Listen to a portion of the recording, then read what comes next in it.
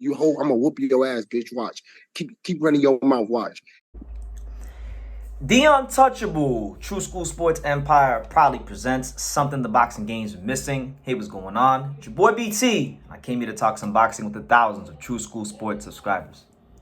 All right, so it is the road to Inoue Tapales. You know, my Naoya Inoue later on in the month, 2 weeks from today, actually. I'm shooting this on December 12th. So 2 weeks from today, Naoya Inoue will attempt to become undisputed for the second time in a calendar year. Unprecedented stuff going on in his career, unprecedented stuff going on in the world of boxing. And he's going to have a good challenge against Marlon Tapales. You know, a lot of people aren't giving Marlon Tapales a proper chance. But Marlon Tapales is no slouch. You know, he was bantamweight champion. He's now the unified champion. He can box. He can punch. He's got that Filipino power. So one thing about the Filipinos, we know they can crack. So I don't think this will be quite the same type of fight as the Fulton fight.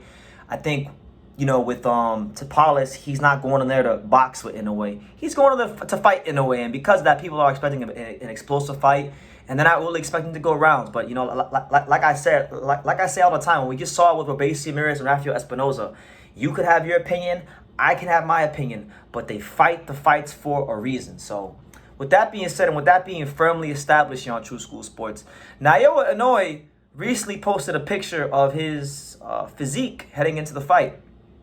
And I gotta say, he looks like he's ready for war. He looks like he's ready to kill. He looked like he's ready to become an undisputed champion.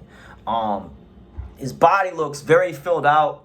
There's not an ounce of fat on him. I mean, I know bodies don't win fights, muscles don't win fights, skills win fights. We know he's got those. I mean, let's not kid ourselves. We know Inoue's got skills in bunches. I mean, he boxed the living breaks off of Stephen Fulton and then stopped his ass. He showed some of the most complete skills in boxing in that fight, but when I just look at like his body, you know, his traps, his biceps, his triceps, his torso, everything just looks more filled out. So it looks like he's now really growing into that frame of a super bantamweight. And with that being said, you know, I guys gotta call it out, man. A lot of people now, mind you, I'm not accusing him, so don't clip this out and say True School's accusing Naoya Inoue of steroid use, because I'm not. But his physique is that damn good where people are saying that he's on steroids again. I know that recently, not so long ago, he was talking about, I think, Vada coming to his house again. And,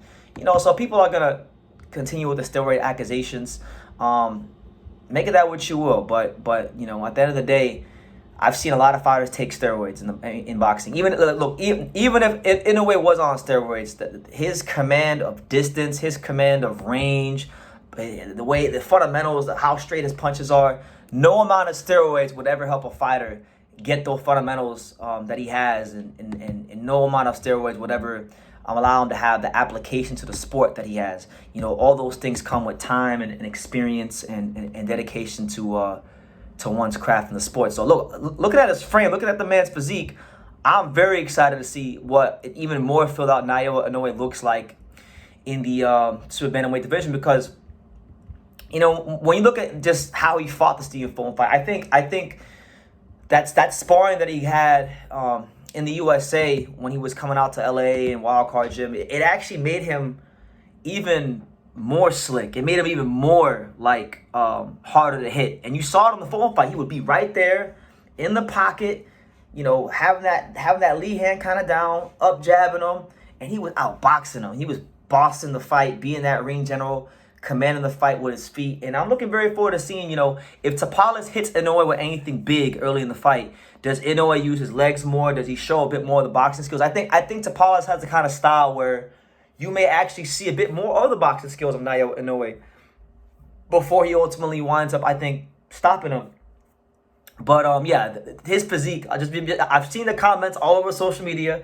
His physique, he's got the skeptics really questioning his if he's clean or not. Now he did post, and I'm gonna leave all these tweets and everything in the description for you guys, so you can read it to yourself, come to your own conclusion, come to your own surmise, because some of you guys think that I'm so smart that I can just make up and create and conjure up all these stories. No, I'm not that smart. Don't give me so much credit. But he did post on November the 25th that he had completed a random doping test. So he is taking drug testing for the fight, and from the appearance of it all, it looks like he's clean.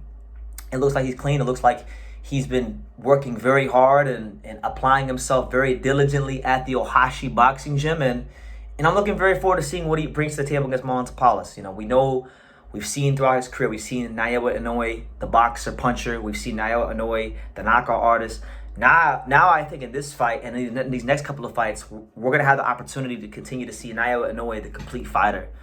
We saw a bit of it in the Fulton fight, but I think a guy like Tapales with his kind of aggression will bring out more of the boxing skills of Inoue. And, again, Tapales can punch. I don't want to write him off like most people. I'm giving him a puncher's chance. But Inoue should go in there and do the business come the 26th and be your two-time undisputed champion for the second time in a calendar year. And at that point, I'm sorry.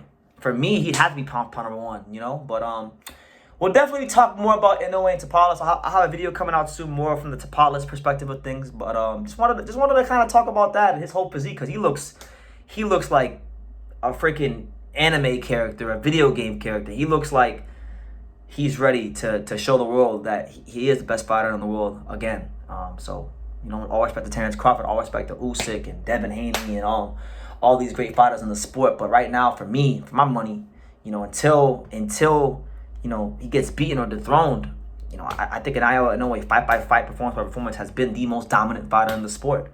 And come the 26th, I'll have a chance to show that once again. And I'm looking very forward to seeing how he handles, a hungry, dangerous, hard-punching, multiple division champion like Marlon Tapales, who I think a lot of people are underestimating, and they're not giving him the credit he deserves as a two-division champion. They're kind of talking about him like he's a C-class fighter, and he's not that. So, but nonetheless, that's my thoughts on the whole picture he took and whatnot. But leave your comments down below, guys. I want to hear from you guys in the comments down below. Make sure you guys take the time to subscribe. And like I say in every single one of these videos, you can love me or you can hate me, but I'm just a kid from Dania. So until next time, take care, guys. Thank you for watching another video on the untouchable True School Sports Empire. For more great boxing content just like this video, click right here and make sure you subscribe. Much love from sunny South Florida.